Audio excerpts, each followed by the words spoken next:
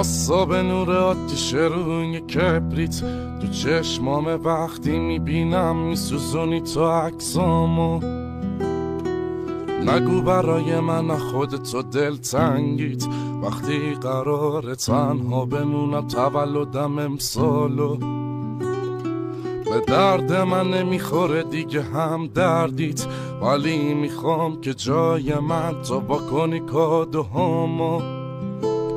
وقتی جا میمونم از عکس دست جمعی کنار خودت خالی کنی تو جامو. مثل قدیما بیا نازی کن و این حرف بزن، پشت سرمی زنگ بزن به من مغرور دلتنگ تو بیا سر بزن. شب تولدم و برام بخند و هی دست بزن دست بزن.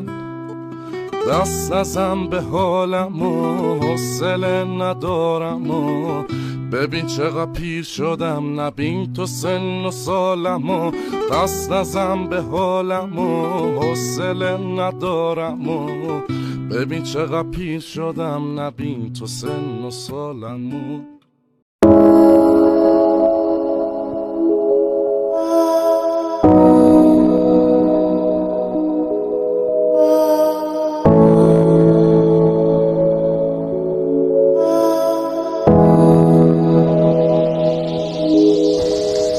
امشب شب تولد من، ولی او پیشم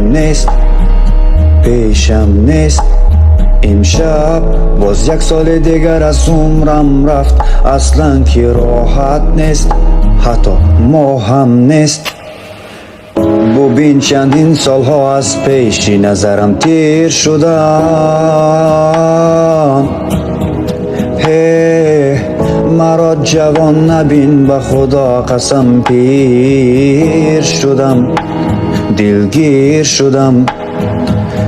نشان بده وفا را که من مثل شعر شوم.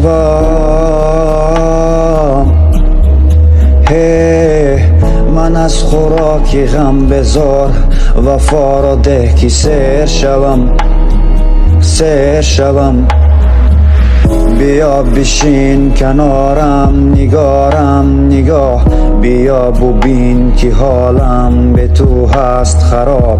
بیا بگو که زاد روز مبارک، بیا امروز را هم برایم نکن تو سیاه. شب تولدم مبارک، شب تولدم مبارک.